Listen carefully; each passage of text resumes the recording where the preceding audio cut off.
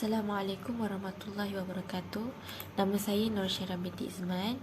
Hari ini saya akan membentangkan tentang pembincangan ijarah dalam muamalat. Okey, ijarah bermaksud penyewaan atau pemajakan yang melibatkan dua kontrak berasingan, dan kontrak ini memberi milik manfaat sesuatu dengan bayaran. Ia adalah kontrak yang pertama ditandangi terlebih dahulu sebelum kontrak bai'i belian dimeterai.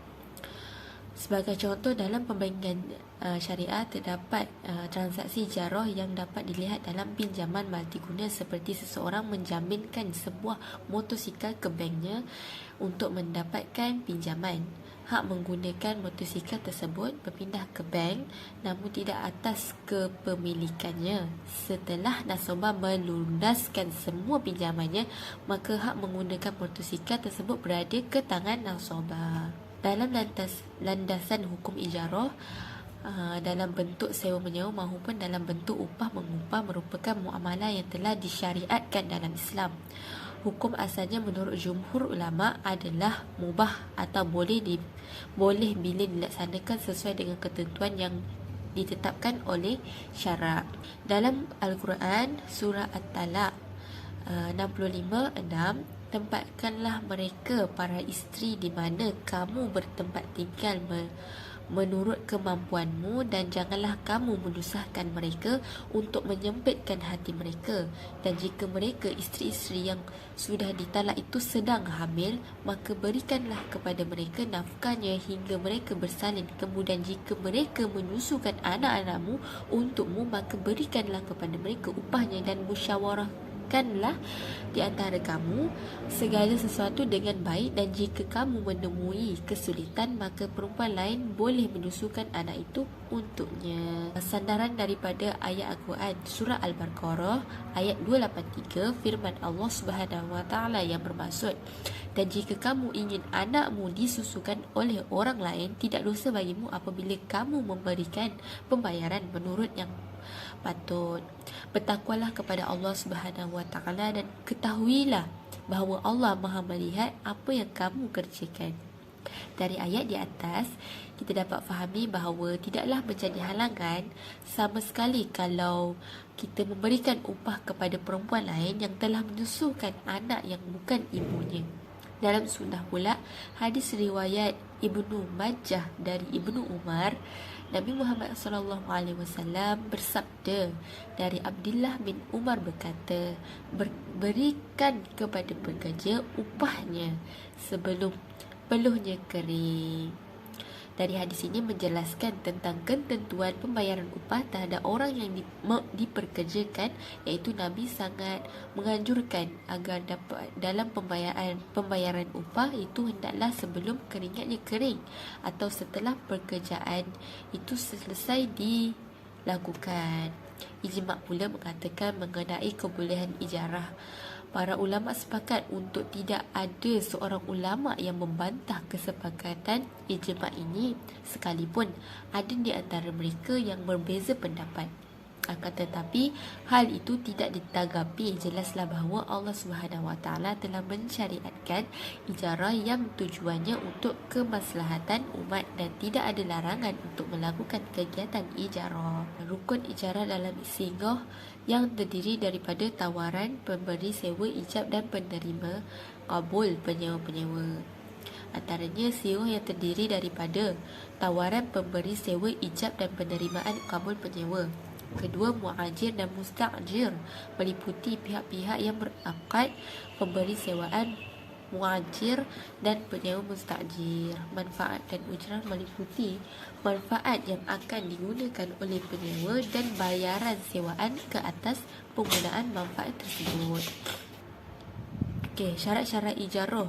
Umumnya, pihak-pihak yang berkontrak disyaratkan mempunyai ciri ahliah yang merujuk kepada kelayakan seseorang untuk menuntut sesuatu hak yang mesti ditunaikan oleh pihak lain kepadanya, dan juga tanggungjawab menunaikan hak terhadap pihak lain. Menurut konteks fuqaha, ia adalah ahliyah al-adah. Okey.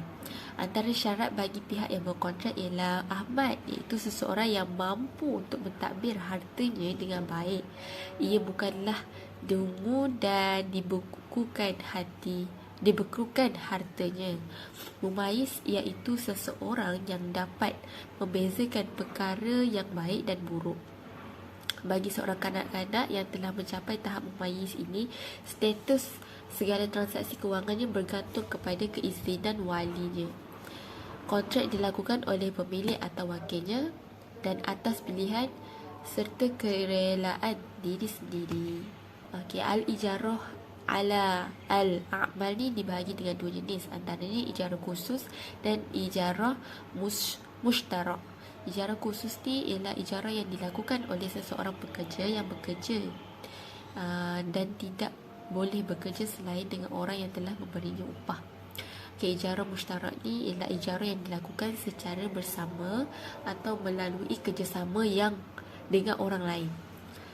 Manakala ijarah ala ain ialah sewaan kerana menggunakan manfaat sesuatu ain yang dimiliki yang berhubungan dengan sewa ain, iaitu memindahkan hak untuk memakai dari ain tertentu kepada orang lain dengan pembayaran upah sewa.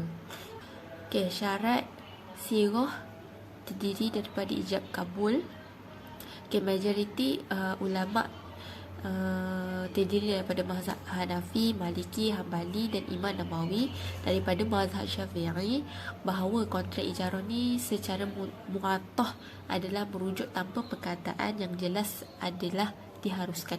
Menurut mereka, apa yang penting adalah persetujuan dan keredaan pihak yang berkontrak tercapai. Syarat sewaan dan manfaat ialah mampu menyerahkan objek sewaan itu. Objek sewaan itu boleh memberi manfaat kepada penyewanya. Objek sewaan tetap kekal selepas penggunaan manfaat. Mengetahui objek sewaan dengan tepat. Hak milik objek sewaan adalah milik pemberi sewa sepanjang tempoh sewaan. Justru sebarang bentuk kos penyelenggaraan dan kerosakan akan ditanggung oleh pemilik asal, melainkan jika ia disebabkan oleh kecerobohan penyewa. Syarat manfaat pula diketahui sama ada dari segi tempoh atau tujuannya dan diharuskan oleh syarak. Syarat ujrah. Fuqaha bersepakat dalam meletakkan syarat ujrah ini bahawa ia terdiri daripada kategori harta yang bernilai dan diketahui jumlahnya.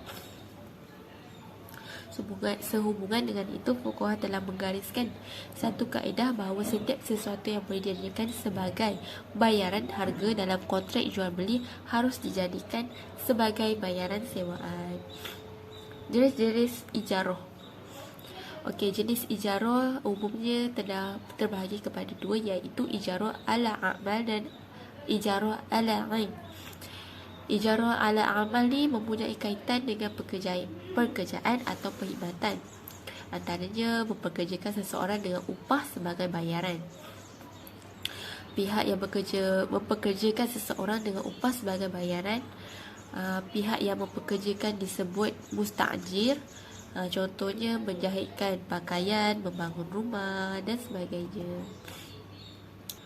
Aplikasi ijarah dalam Islam ni, contoh nasabah dia mengajukan permohonan pembiayaan untuk berumrah kepada bank syariah dengan membawa semua berkas-berkas yang diperlukan. Kemudian bank syariah melakukan proses admisi pembiayaan ini. Kedua, bank syariah telah menyetujui permohonan pembiayaan untuk perjalanan umrah nasabah. Paket umrah ini menjadi milik penuh pada bank syariah. Seterusnya, bank syariah dan nasabah melakukan akad pembiayaan berdasarkan prinsip ijarah, dan sewa yang dikenakan itu pada bulan pertama sebanyak 500 sebulan. Nasabah menikmati manfaat dengan paket umrah yang daripada bank syariah. Tamat atau membalas kontrak ini dengan ada beberapa keadaan. Contohnya berakhirnya tempoh kontrak al-ijarah, pihak yang berkontrak membatalkan akad atau kontrak dengan sukarela, benda atau alatan yang disewa musnah, berlakunya kematian atau keuzuran, serta kurangnya kelayakan pihak yang berkontrak. Pembatalan kontrak ini adalah dibenarkan oleh syura apabila pihak yang berkontrak itu memilih untuk tidak meneruskan kontrak yang dimeterai. Okey, kesimpulannya daripada pemahaman yang dibahaskan dalam tajuk ijarah ini, apa yang dapat disimpulkan, ijarah merupakan satu akad yang mana mengutamakan manfaat hak dalam penggunaan tanpa terjadinya pemindahan pemilikan, sehingga banyak menyamakan ijarah dengan leasing.